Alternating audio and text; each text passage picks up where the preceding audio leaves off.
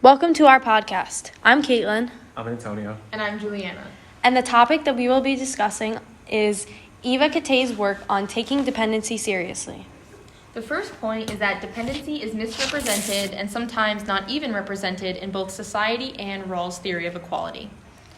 So first off, dependency can be due to infancy, illness, disability, and age. This can either be protracted or something that is over a long period of time, such as early childhood, or brief, like a temporary illness. Kittay says that at some stage in the lives of each of us, we face at least one period of utter dependency, which would be childhood. She also says that who does the caring is often as important as the care itself. Women are traditionally expected to attend to these dependencies. They are expected to care for children at home and is often seen as obligatory. Men rarely share this responsibility. Kittay also says that the equitable distribution of dependency work has rarely been considered in the discussions of political and social justice. Dependency has no representation in policies or policy making. This proves to be a major concern for sufficient dependency care. The Family and Medical Leave Act does provide some parental leave and some time to take care of ill family, but it is a rare piece of social policy that recognizes public responsibility for dependency care, and even so, there are improvements that can be made to it. Rawls also neglects dependency in his theory of equality.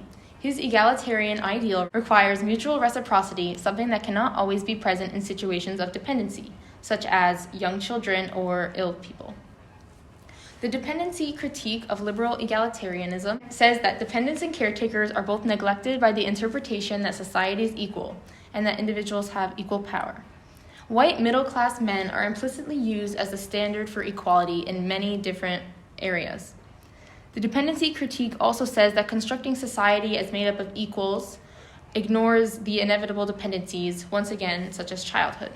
Dependency workers are not independent individuals themselves. They attend to another's needs. Kittay also says that the illusion sustaining a fiction that society is composed of independent individuals who come together to form associations of social cooperation. This goes with the fact that dependency workers attend to other people's needs. They become a dependent as well and require resources from other people. The dependents rely on the dependency worker to represent them and meet their needs, and dependency workers require those resources from others. Social cooperation is required by everyone, not just those considered independent in society. The second point is Rawls' view of equality and an orderly society as a whole does not make sense. In discussing the presuppositions of Rawlsian equality, Kittay states that Rawls defines society as, quote, a fair system of social cooperation and looks for principles specifying the basic rights and liberties and the forms of equality most appropriate to those cooperating, once they are regarded as citizens, as free and equal persons, end quote.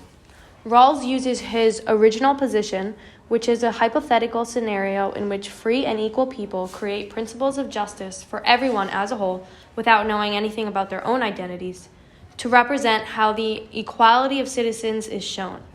In order to do this, he says that the parties who are spokespersons of those who meet the condition are, quote, symmetrically situated. Rawls claims this is fair when establishing terms of social cooperation because the only qualities of a person in this case are their ability to persuade others and being a functioning being in society. Rawls declares that the equality representation is an effortless matter of simply taking the parties from the original position and placing them symmetrically to each other, talking about them as though they are the same. In doing this, he assumes 5 things. 1, every citizen is unrealistically portrayed as, quote, fully cooperating members of society over the course of a complete life, end quote, meaning no one has specific needs that are hard to satisfy, example, medical needs. This is the usual normal situation. We are all independents. However, if it were the other way around, that we were all dependents, how would we deliver justice for dependents?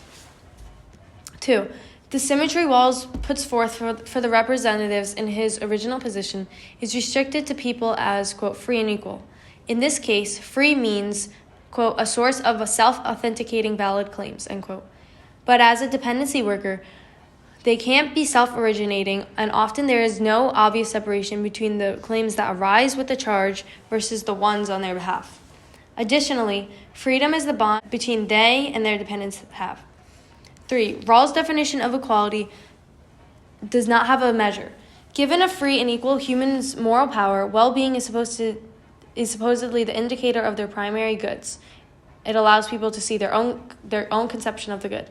However, moral powers lack several things about being cared for and caring for someone. As a result, he does not consider the dependency a life requires and the importance of care in relationships as primary goods. 4. In Rawls' identification of the circumstances of justice, he does not include the period of time when we are dependent and instead skips to the society of free and equal persons who are independent. 5. Part of justice is dependent on the embracing of a notion of social cooperation, which he goes into further details on. In discussing this conception of social cooperation, Rawls believes that as long as dependency concerns are rational and reasonable, they should be included in an orderly society. The care of dependents should be considered because every society contains dependents. If there were no dependents, the society would cease to exist. Therefore, it is reasonable to think that an orderly society assists dependents. It's also reasonable to assume that if you are dependent or caring for a dependent, you want to be cared for or given the resources to care for your dependent. Because he characterized social cooperation as all who cooperate must benefit or share in common burdens, and if they do, are considered equal citizens, he leaves out many people, example, someone who is mentally disabled. The reason Rawls is not concerned with dependence is because of the way he describes social cooperation. Kittay's response to Rawls' points is that relations of dependency are not considered social cooperation and do not concern political justice, so are therefore not included in Rawls' discussion. Kittay asked the question, can dependency workers be excluded from the concept of social cooperation? She also states, a society that doesn't care about its dependents or exploits them is not well-ordered. It is also reasonable and rational to think about matters of dependency when coming up with principles of justice for an orderly society. And if human judgments believe that dependents should be cared for and focus on the significance of the human bonds that are created when a dependent is cared for, a society is orderly only if it sufficiently supports dependents and dependency workers. She also discusses social cooperation as a doula. Her concept of justice as fairness may be expanded if social cooperation can involve a second interaction, meaning cooperation between persons where their intergenerational needs will be met. And this is the Family Medical Leave Act, which then Antonia will go into more detail on. Okay, so Kittay spends a large part of her writing talking about the Family Medical Leave Act and what's in it and what's not in it, most importantly. So the Family Medical Leave Act, or FMLA, is a piece of legislation and social policy that was aimed to meet the needs of paid workers who take part in dependency work. So what it does is allow 12 work weeks of unpaid leave within any 12-month period. And you can use this right to this leave for the following reasons. They're the birth of the employee's child, the employee adopts a child, they're caring for a spouse, child, or parent who has a serious health condition, or an employee has a serious health condition. If one of those four things happens, you have the right to take this leave. So what it does is it's supposed to recognize the importance in an employee and those who depend on him or her.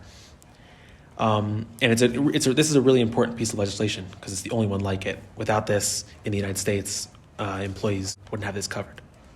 However, she goes on to say, it's very limited. First, the leave is unpaid. Second, employers with less than 50 employees are exempt. And third, family is used in the traditional sense, so you must be actually blood-related or married by law. So this excludes people who live in states where same-sex marriage isn't legal and they can't be married, or really close family friends and people who are part of their family but not legally part of their family. So Congress posted the findings for the FMLA, and Kittay critiques all of them. So basically the first one that Congress states is that the first finding for the FMLA is there's a significant increase in households where either both parents are working or just one parent, if it's a single parent household, is working. And she goes on to say, but it's more than that. The decision should not be made on a private scale, but in a public arena. This shouldn't be just because a parent's working. This should be, it doesn't matter who in the house is working or not. It's about the right to do it in the first place. It shouldn't be a reason that we need this. The next finding is that it's important that the mother be part of early child development or to be able to care for a sickly family member. And it's for the development of children and the family unit, rather than just the general welfare of the nation. So, in other words, she's trying to say that it's not just about being with your child to be able to feed them, dress them when they're young. It's about creating a more prosperous society and building a better future. The next finding that she talks about is it's not right to make people choose between job security and parenting. However, the leave is unpaid. You're still making people choose. What single mother would have the ability to stay home with a child for 3 months unpaid? It's just not possible in today's world. And also the 50 worker minimum rule. This doesn't prevent their jobs from being taken. So we need to be supporting them and giving them resources they need to take their part in dependency work. She says we need to go further than just unpaid leave. Not good enough job security for sick employees. Women are usually the natural child taker, therefore they need this right. This calls out the failure to bring equality to the fact that women occupy the majority of dependency work. This shouldn't just be a female battle only. This is a battle that both parents, men and women, should be taking part in. And it could also lead to gender discrimination in the workforce. Employers might be more inclined to hire a male versus a female if they know that a female who is going to have kids is going to take time from doing their job. So the purpose of the FMLA was to promote the national interest in preserving a stable family integrity. She says that if it was a real national interest, you wouldn't need this bill in the first place. Her real focus in this is trying to say that this shouldn't be just done on the singular scale. This should be done on the more society, saying like it takes a village to raise a child. To sum up, these are the key limits of the bill. The leave is unpaid. It assumes that taking this leave is a luxury that leads to poverty, and most parents can't afford to take that much time off unpaid, especially single parents. Employers with less than 50 employees are exempt. This is a large majority of employers in America. This also doesn't give rights to self-employed workers. And then family is used in the traditional sense, meaning you must be blood related or married by law, which discriminates against people who can't get married or against people who are not blood related but are still part of family. Okay, so my first question is, do you support Kittay's critique of Rawls' theory of egalitarianism? And what are the points that you like or dislike or agree and disagree with? Yeah, I'll go first. Definitely support the critique for sure. I agree that you can't neglect caretakers or dependents because caretakers and dependents make up a lot of people in the world. And like I said earlier, everyone is a dependent at one point in their life. And because of this, society is not equal because dependents don't have the same opportunities as those who are not dependent, like independents. So yeah, I definitely support that point. But I do disagree with one of the points that dependency workers are not independent because although dependency workers have dependents, I would consider themselves as independents, if that makes sense. To piggyback off what Kaitlin said, I agree with the critique on Rawls' theory. I think that Kittay is spot on with how she calls out Rawls' theory for failing to meet the needs of dependency workers. You can't have mutual reciprocity in a society where you neglect dependents and you don't give the guidelines or the rules that dependents would be following. Okay, nice. So do you think that Rawls' theory is able to be modified to be inclusive of the people he neglected? Can you repeat what that theory is exactly? Yeah, so Rawls basically is identifying society as independents who are free and equal. They are also defined as fully cooperating. So do you think that he would be able to then change that to be inclusive, or would he have to just start over? No, I think that he can definitely add to it. It's not. His theory, in theory, is not entirely bad. I mean, it fails to meet the needs of dependency workers and dependents. But adding that would be big for that. Setting rules or like guidelines for how that theory would apply to those who are dependents would easily fix this, and I think Kittay would have no problem with that. Yeah, I think that's a really good question. Similar to what Antonio said, you can definitely change the definition, include dependents and dependency workers, and maybe get rid of the mutual reciprocity part, since dependency workers dependents can't give back. Nice. And in general, how do you think dependents and dependency workers can be more incorporated into future policymaking? I think that's a good question, but I think the first thing that needs to happen is society as a whole needs to view dependency work as a full-time job, or a job that needs to recognize it as a job. It's not just a mother staying home taking care of her baby, or someone taking care of a sick family member. That's a full-time job, and it could be just as hard as any other job. So once that happens, I think then you change society's perspective on what it means to take care of someone. Then you can start seeing policy making and laws that are in favor of protecting these rights. And then on the larger scale, just writing and calling your senators and letting them know this policy is important to their voters, and then demand action from the federal government would be ways to get this implemented. Yeah, I think you basically said it all, like covered it all there. You made really good points. Okay, so I also have a few questions. All right, so do you see the problem with Rawls' theory of equality that I talked about, and like the 5 points, and where would you say that there are holes in it, if any?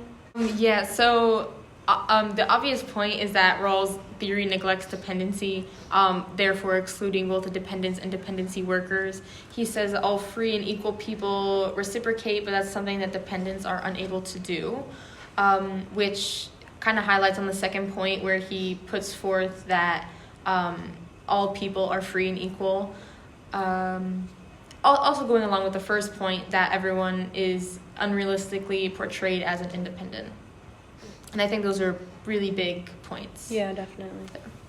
I think that fourth point that you talked about is especially important. I mean, all of them are important, but this one's especially important. You said that in Rawls' identification of the circumstances of justice, he does not include the period of time when we were dependent. I mean, that hits the nail right on the head. You need to be including that for this theory to be applicable to the society as a whole. Yeah, for sure. Why do you think Rawls totally bypassed the fact that everyone has been dependent at some point in their life? And we keep talking about it, well, like, why do you think he did this? And labeled every person as an independent in his theory.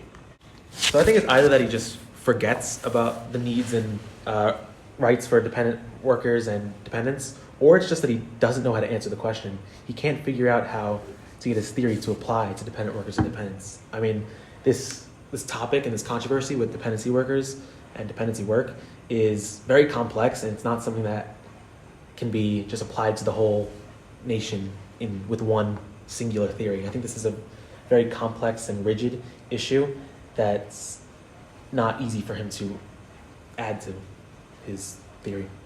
Yeah, definitely. If it's not included in the theory, a lot of times people just don't talk about it because they're not able to explain it. And my other question is paid leave necessary?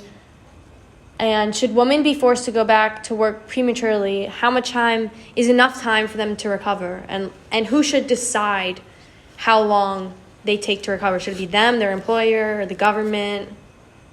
Okay, so I'm going to answer your paid leave question first, if it's necessary. And I think the obvious answer is yes. I think it is.